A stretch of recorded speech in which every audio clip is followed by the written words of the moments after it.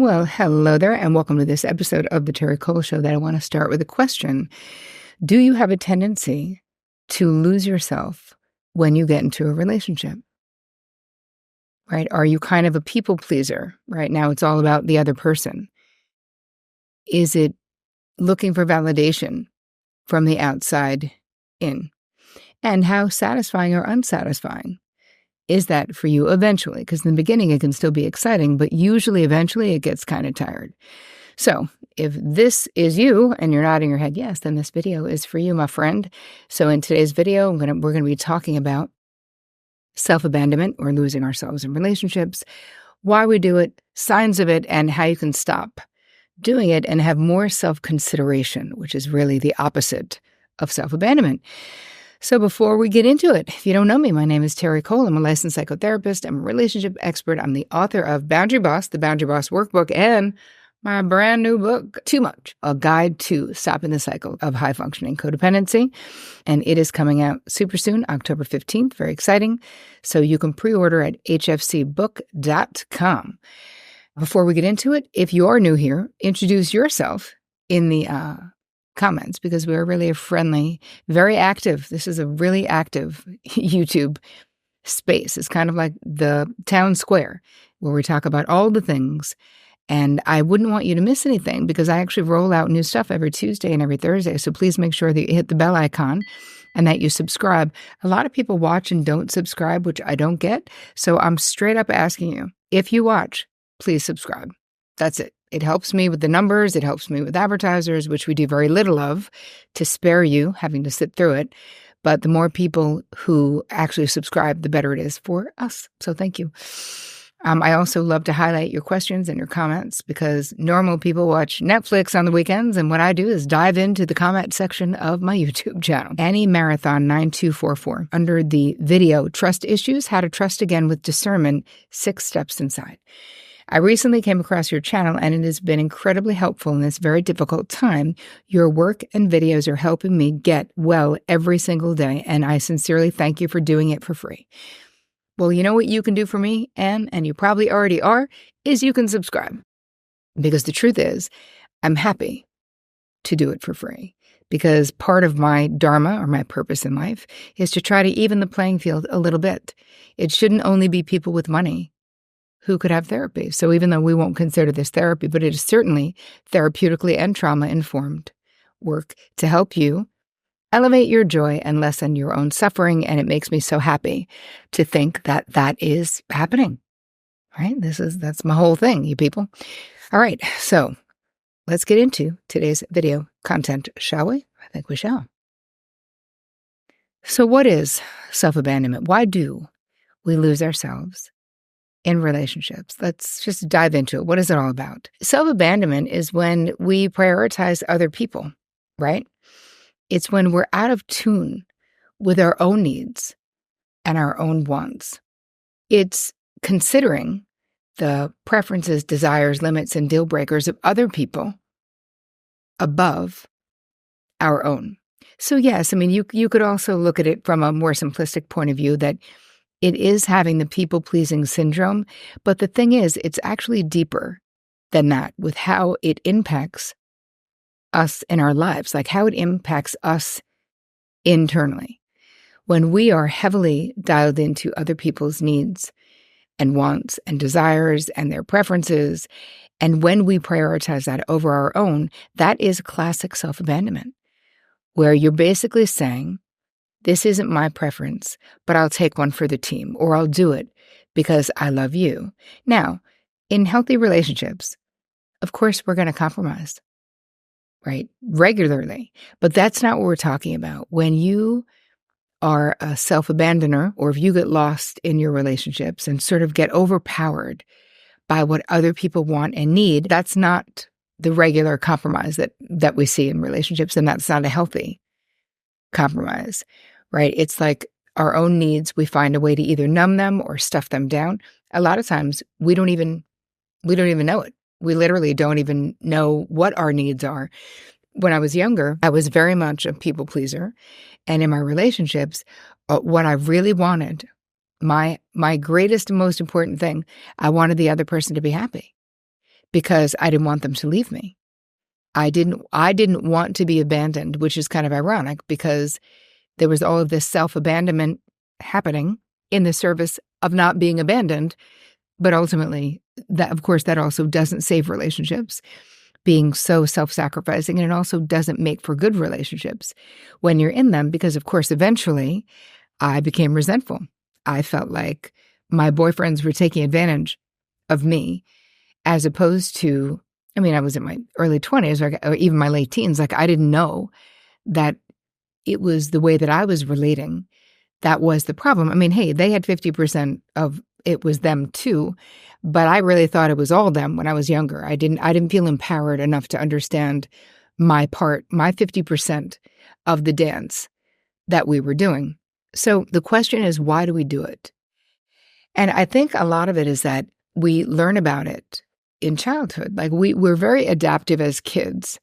So if you're in a family situation, whether it's a chaotic family situation, abusive, maybe the family is organizing around an addict, you realize that it is in your best interest to focus on other people.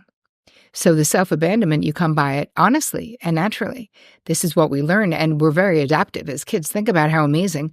You don't have to tell a 5 or a 7 or a 10-year-old how to minimize the pain that they're experiencing, right? We know, don't be demanding. We know, don't rock the boat if you're in a chaotic family system.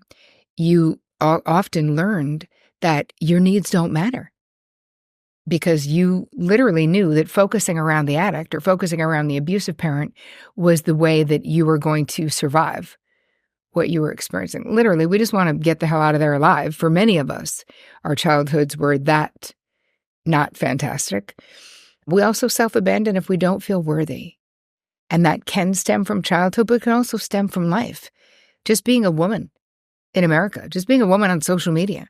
I mean, a man too, but obviously you guys know I talk a little bit more from the female lens because that's what I'm more of an expert at, where look at the compare and despair that's out there. Look at all of the ways that, the beauty business, it's like a gazillion-dollar business. Why?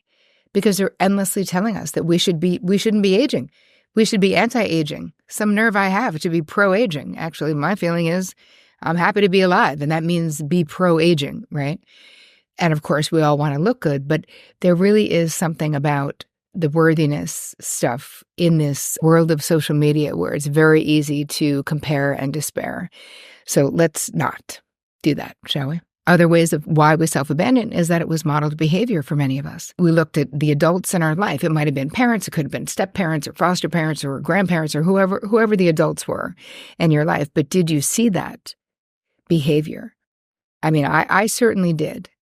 My parents had, while they were married, they got divorced when I was 13, and I was the youngest. So they were married for, I think, almost 20 years. And I saw my mother sublimate her wants and desires to my father's, even though he wasn't around very much, meaning, he came home at night, but he worked a lot. He was quite a workaholic. And he would come home, we would already have, the kids would already have eaten, and he would be like, can you go make me a sandwich? My mother would be like, okay. So she would go and make him food, bring it to him. There was a little bit of a king vibe to the way that was. So obviously, I did feel like being of service to the person I was in a relationship with made sense, which also means I learned the self-abandonment early.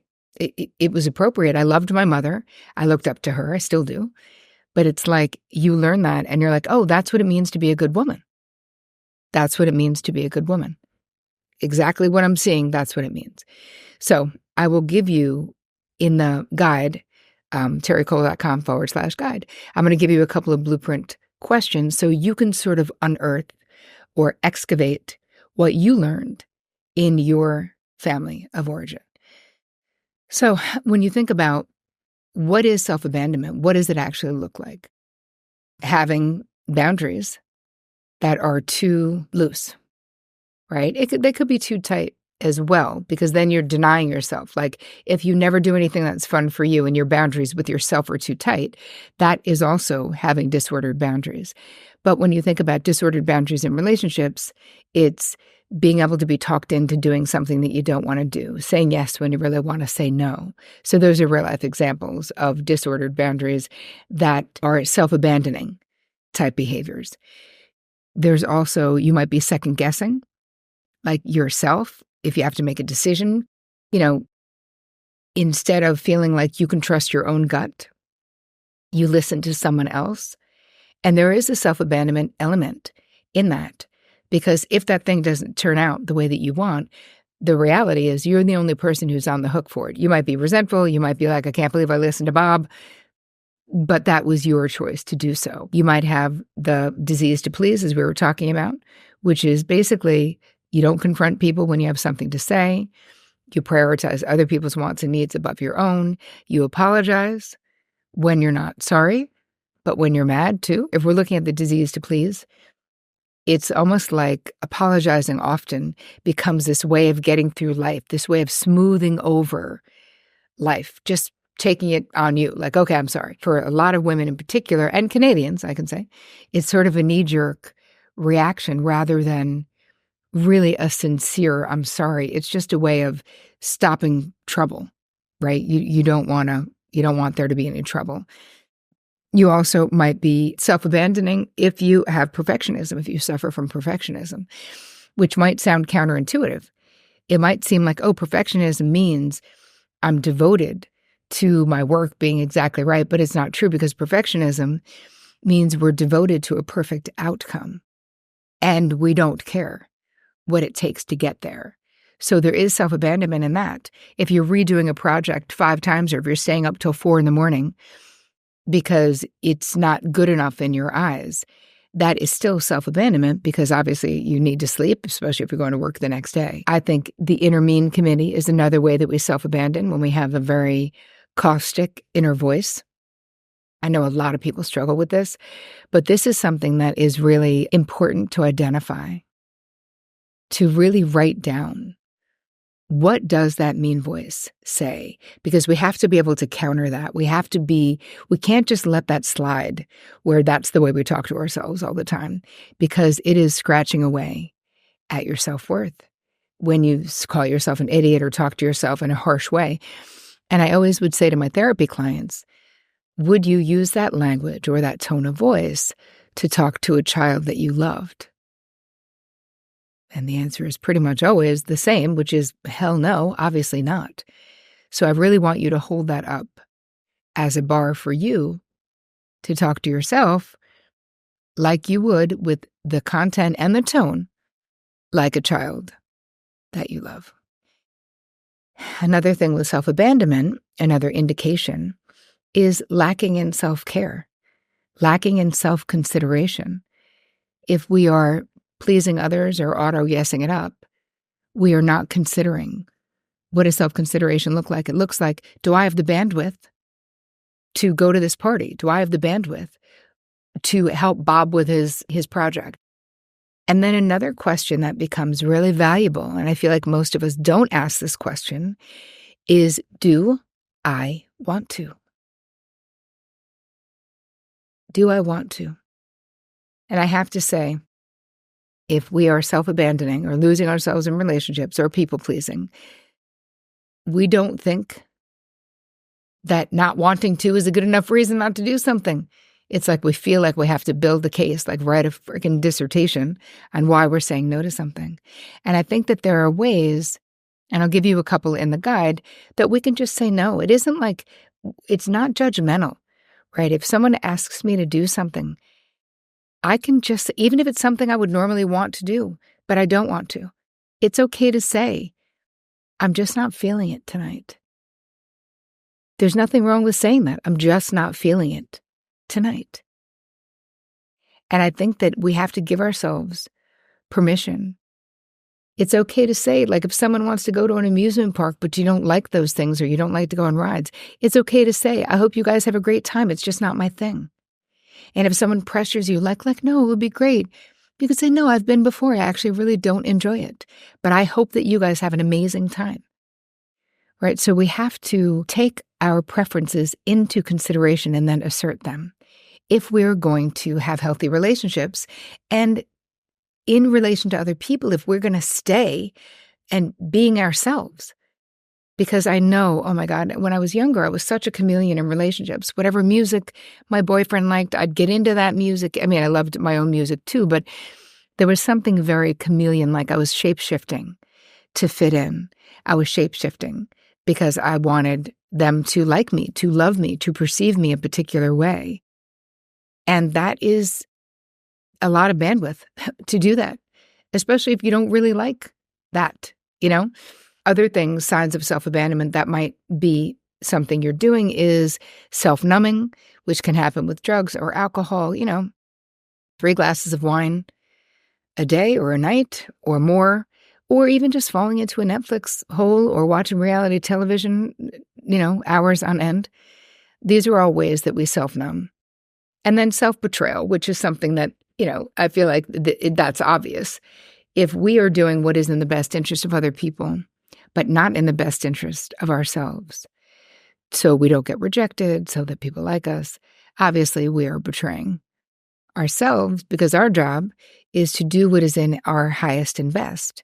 And of course, that doesn't mean that we don't compromise in life. Obviously, those of you who are in relationships know we will compromise. But I'll compromise in relationships, but I will never compromise if it goes against my values or my ethics, right? That's not compromising. That is real self-betrayal when we do things that we know are wrong to please someone else. And then one of the final signs of self-abandonment is codependency, is really just doing more than your share, is overfunctioning and having other people in your life underfunction. It's feeling overly responsible for the feeling states, the outcomes, the experiences, the relationships, the finances of the people in our lives to the detriment of our own internal peace. That really is what codependency is, an overt or covert bid to control other people's outcomes. And it is also so exhausting. There is so much self-abandonment in that. So what do we do? If you find yourself in this scenario, what do you do? First of all, realize it's never too late to change what isn't working for you, right? Have compassion for your young self. Listen, for wherever you are, we all have really good reasons. We all have really good reasons for being the way that we are. And you might actually provoke in you a lot of anger or resentment in discovering how self-abandoning you may have been being in your life. But that's okay. Just show yourself compassion and let yourself have those feelings. Let's raise our awareness, right? So for the next 24 to 48 hours, where do you feel resentful? What is happening? Where do you feel the urge to please others at the expense of yourself? Where do you betray yourself? Write those things down. Can you see a pattern? Because a lot of times it happens in particular relationships, and it's really valuable to identify what those relationships are. Another really important aspect of getting into recovery from this is learning to pause, right? Take a breath. Take time to get back to people. Stop auto-yesing and auto-texting and auto-everything. You have the right to want to think about something. Give yourself that permission. And the same way that when you look at a child that you love, you are so clear that that child is inherently worthy. I want you to get so clear that that is also true about you. I know many of you are high-functioning codependents. I'm in recovery myself. Lucky for you, I wrote a whole book for you. You could get it at hfcbook.com. But in the meantime, you're worthy. But when you're a high-functioning codependent or a codependent, we feel like we're only as worthy as the last person we helped or the last thing that we did, right? Our worthiness is in what we can do. And that is a very damaging myth. It is not true. You are worthy right now. And then I want you to think about what's going on in your life. What is okay with you? And what's not okay with you? What are the things in your life that bring you joy? What feels good? Right? What lights you up? What makes you feel joy? right? And then what are the things that make you feel overwhelmed, stressed, drained? We're going to get really clear on the okay and the not okay list, which is something that actually was in Boundary Boss. It's a really good inventory to take and to give you clarity about where you might be tolerating some maybe you shouldn't be, or maybe you don't need to be. So listen, this is going to take time.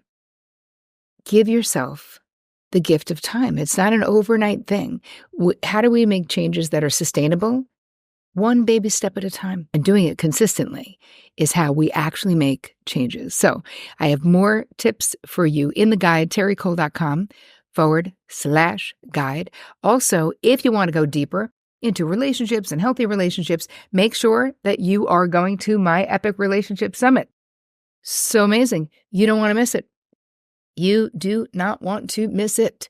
So terricole.com/summit. I've interviewed 30 amazing relationship experts. They're sharing all their best advice. So sign up and it is perfectly free. terricole.com/summit. I hope that this episode added value to your life. And as always, take care of you.